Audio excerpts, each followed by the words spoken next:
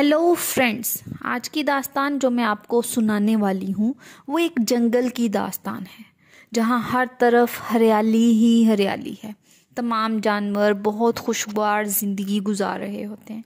इस जंगल पर एक रहम दिल शेर मुफासा की हुकूमत होती है। एनिमेशन भी ऐसी कमाल की है कि हकीकत का गुमान होता है। कहानी के शुरू में किंग मुफासा और क्वीन सराबी के यहाँ एक बच्चे की पैदाइश होती है जिसका नाम सिम्बा रखा जाता है। कहानी के शुरू में ही जंगल का मोंग रफीकी उस बच्चे को तमाम जानवरों को दिखाता है कि आप लोगों का अगला किंग सिम्बा होगा। तमाम जानवर बहुत खुश होते हैं और नए बादशाह को सलाम पेश। सवाए एक शेर शिकार के। शिकार मुफासा का भाई होता है। इसका कहना है कि बादशाहत पर इसका हक है। वो इस कदूरत की वजह से सिम्बा की तकरीब रुनुमाई में भी नहीं शरीक होता। मुफासा अपने बेटे सिम्बा को बताता है कि तुम एक दिन बहादुर किंग बनोगे और इस तमाम जंगल पर तुम्हारी हुक्मरानी होगी। रफीकी भी एक दरख्त पर सिम्बा की तस्वीर बनाता है और ये पेशगोई करता है कि वो एक दिन बहुत अच्छा बादशाह साबित होगा। सिम्बा एक दिन खेलते खेलते शिकार के पास जा पहुंचता है और उससे बता देता है कि वो एक दिन बादशाह बनेगा। शिकार इस बात पर दिल ही दिल में बहुत कुढ़ रहा होता है। ऊपर से कहता है कि तुमने अभी तक सारी सल्तनत देखी ही नहीं। बतौर बादशाह तुम्हें हर जगह देखनी चाहिए। तुम्हें हाथियों का कब्रिस्तान भी देखना चाहिए। इस बात से सिम्बा के दिल में इस जगह को देखने की जुस्तजू होती है। वो अम्मी मामा के पास वापस आता है और अपनी कज़न नाला के साथ जंगल घूमने निकल जाता है। वो खेलते खेलते घर से बहुत दूर निकल जाते हैं। जाजू भी उनके साथ आ जाता है। आखिरकार वो उसी जगह पहुंच जाते हैं जिसका जिक्र ज़िकार ने किया था। इस जगह पर लगड़बगे इन पर चारों तरफ से हमला कर देते हैं। इतने में मुफासा इधर पहुंच जाता है और उन दोनों को बचा लेता है। लगड़बगों को रानी तनबिया करती है कि आइंदा कभी मेरे बच्चों पर हमला ना करना। इसके बाद शिकार लगड़बगों के पास आता है। उन्हें कहता है कि तुम सब मेरा साथ दो, मुझे किंग मानो। लगड़बगे मान जाते हैं और शिकार के साथ मिलकर मुफासा और सिम्बा के खिलाफ साजिश रचना शुरू हो जाते हैं। अगली सुबह शिकार सिम्बा को एक वीरान जगह ले आता है और ख़ुद वहाँ से चला जाता है। साथ ही लगड़बगों को इशारा कर देता है। लगड़बगे जंगली भैंसों पर हमला करते हैं। तमाम भैंसें डर कर भगदड़ मचा देते हैं। सिम्बा उनके दरमियान फंस जाता है। साथ ही शिकार मुफासा के पास जाकर कहता है कि सिम्बा बगड़ों में फंस गया है। मुफासा सिम्बा को बचाने पहुंच जाता है। वो सिम्बा को बचा लेता है और ख़ुद दूसरी तरफ से पहाड़ पर चढ़ जाता है। शिकार ऊपर पहले से मौजूद होता है। वो मुफासा को धक्का दे देता है। मुफासा नीचे गिरता है और मर जाता है। सिम्बा अपने बाप के पास पहुंचता है। ऊपर से शिकार आकर कहता है कि तुम अपने बाप के कातिल हो, यहाँ से भाग जाओ, कभी वापस ना आना। साथ ही लगड़बगों से कहता है इसे कत्ल कर दो। वो जान बचाकर भाग जाता है और इस जगह से बहुत दूर निकल जाते हैं। शिकार वापस आकर बताता है मुफासा और सिम्बा मर चुके हैं।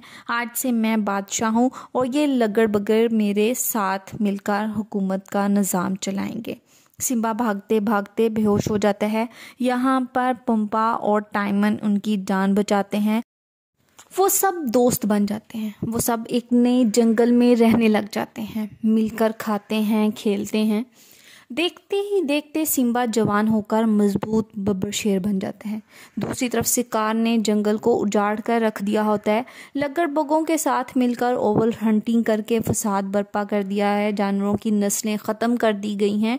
क्वीन सराबी ने उसे समझाना चाहा तो उसे भी तजलील का निशाना बना दिया गया और कहा कि आज के बाद तुम लोग लगड़बगों के बाद बचा हुआ खाना खाओगे। नाला इन सब हालात से तंग आ चुकी थी। जाजू की मदद से वो वहाँ से निकलने में कामयाब हो गई थी।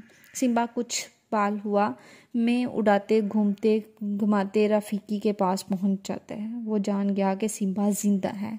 आखिरकार नाला भी वहाँ पर पहुँच गई जहाँ सिम्बा मौजूद होते हैं। उनके बचपन की तरह आपस में लड़ाई होती है और बिला आखिर एक दूसरे को पहचान लेते हैं और खुश हो जाते हैं।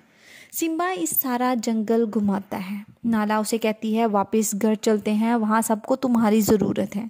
शिकार ने तबाही मचा रखी है। सिम्बा इनकार कर देता है। नाला मायूस होकर वहाँ से चल देती है। इसकी बातों से सिम्बा में सोच पड़ जाती है और वो वापस जंगल में आ रहा होता है तो रफ़ीकी उसे समझाने आ जाता है। वो इसे बताता है कि तुम जानते ही नहीं कि तुम कौन हो। वो उसे नदी के किनारे ले जाता है और कहता है कि तुम्हारा बाप मरा नहीं बल्कि तुम में जिंदा है, खुद को पहचानो। इसे एकदम से आसमान से अपने बाप की आवाज़ सुनाई देती है। वो कहता है घर वापस जाओ, उधर सबको तुम्हारी ज़रूरत है। इन सब बातों का इस पर बहुत असर होता है। वो सब कुछ छोड़कर घर की तरफ भाग जाता है। रास्ते में उसे नाला भी मिल जाती है। वो दोनों घर पहुंच जाते हैं। सिम्बा के दोस्त मुम्बा और टाइमन भी सब कुछ छोड़कर सिम्बा के पीछे आ जाते हैं। शिकार एक बार फिर शराबी को कहता है तुम मेरी रानी बन जाओ। शराबी कहती है ऐसा कभी नहीं हो सकता, तुम कभी भी मुफासा के बराबर नहीं हो सकते। इस पर शिकार को बहुत गुस्सा आता है। वो हमला करने वाला होता है कि सिम्बा वहां पहुंच जाता है। नाला भी वहां पर पहुंच जाती है। वो उससे कहती है कि अब हमारा किंग वापस आ गया है, अब कोई जवाब नहीं है कि तुम बादशाह रहो। सारे शेर उसकी तरफ आ जाते हैं। शिकार एक और चाल चलता है अब और कहता है सिम्बा ही अपने बाप के कत्ल की वजह है। सिम्बा तस्लीम कर लेता है लेकिन बताता है कि ये एक हादसा था। शिकार सिम्बा को एक पहाड़ी पर ले जाता है और उसको नीचे गिराने लगता है और साथ ही उसके कान में ये कहता है कि मैंने तुम्हारे बाप को भी इसी तरह से नीचे गिराया था। सिम्बा सब कुछ जान लेता है और वापस पलटकर उस पर हमला कर देता है। सिम्बा वापस आता है और आकर सबको बताता है कि शिकार ने मेरे बाप को कत्ल किया था। सब में लड़ाई शुरू हो जाती है। तमाम लगड़बग्गे भाग जाते हैं। शिकार अकेला रह जाता है और सिम्बा से कहता है मुझे माफ़ कर दो, मैं तो लगड़बग्गों को मरवाने के लिए लाया था। लगड़बग्गे ये बात मान लेते हैं। इसके बाद सिम्बा शिकार को कहता है यहाँ से भाग जाओ, कभी वापस ना आना। लेकिन शिकार बदफितरत फिर से पलटकर वार करता है और लड़ाई के दौरान पहाड़ी से नीचे गिर जाता है। लगड़बग्गे इसकी नीयत जान चुके होते हैं और सब मिलकर इस पर हमला करते हैं और इसे ख़त्म कर देते हैं। सिम्बा बादशाह बन जाता है और ज़ोरदार गर्ज के साथ अपनी बादशाहत का ऐलान करता है। सिम्बा अदलो इंसाफ और रवादारी के साथ हुकूमत करता है। जंगल फिर से सरसब्जो शादाब हो जाता है। तमाम जानवर फिर से आबाद हो जाते हैं। आखिर में सिम्बा के घर भी एक बेटे की पैदाइश होती है। मज़ीद एनिमेटेड मूवीज़ के लिए मेरे चैनल को सब्सक्राइब करें और शेयर करें। बेल आइकन पर क्लिक करें ताकि आपको हर नई आने वाली फ़िल्म का नोटिफिकेशन मिलता रहे। शुक्रिया।